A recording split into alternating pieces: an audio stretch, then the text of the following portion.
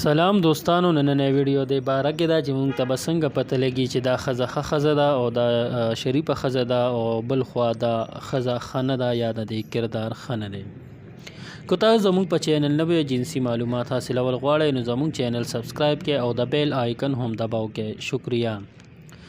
دوستانو، موږ دا نه وایو چې ټولې ښځې خرابې دي، بلکې ښځو کې چرته پسلو کې یو ښځه داسې وي چې خرابه وي څنګه چې سړو کې وي او هغه د معاشرې ناسور جوړ شي. نو د داسې ښځو نه اجتناب پکار دی او که داسې ښځه تاسو ته درشي نو د هغې نه چې ځان غلی او لرې وساتئ نو ډېر به ښه یې. شریفه ښځه په وخت د ضرورت د کوره بار وځي، په لاره چې چا سره کار یا دکاندار سره، ډاکټر سره، حکیم سره، یا چې سم د هغې ضرورت دی هغې سره په سنجیدګۍ سره خبره کوي، خپل پرابلم وي او چې کوم څیز یې په کار وي د هغې غوښتنه کوي او چې کوم څیز دپاره کور نه وتې وي هغه ځای ته ځي. او چې کومه ښځه چې دا شریفه نه وي، جاهله وي او بې حیا وي، هغه یو خو دا ده چې نورو سړو سره په خندا باندې خبرې کوي، په نرمۍ سره خبرې کوي او هغې سره بغیر ضرورت خبرې کوي.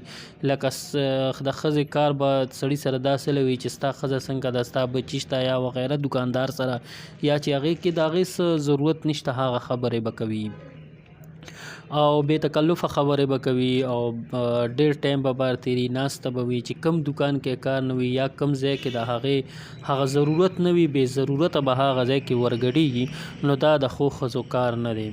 یا چې کور ته راشي نو وایي به چې پلانکې سړی چې دی نو ښکلی دی، پلانکې رشته دار هم ښکلی دی، پلانکې هلک دکاندار ښکلی دی. نو د دې ښځې باندې بیا خیال ساتل پکار وي، ځکه چې دا خبره دا کول نه غواړي خو د دې د زړه نه راوځي.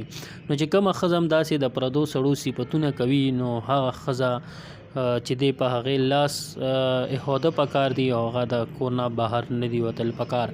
یا چې کومه ښځه داسې چې هغه بار وځي او نورو سړو سره غیر محرمو سره په خندا باندې خبرې کوي، بې تکلفه خبرې کوي، نو هغې باندې هم لاس کې احادل پکار دی چې دا د خپل حده بهر ونځي. امید دی چې ویډیو به مو خوښه شوي، ستاسو د هر سوال جواب به انشاءالله موږ ملاویږي. تاسو خپل سوال په کمنټ کې کولی شئ، موږ ته راکړئ اجازت. که ویډیو مو خوښه شوي لایک کړئ، چینل سبسکرایب کړئ. د الله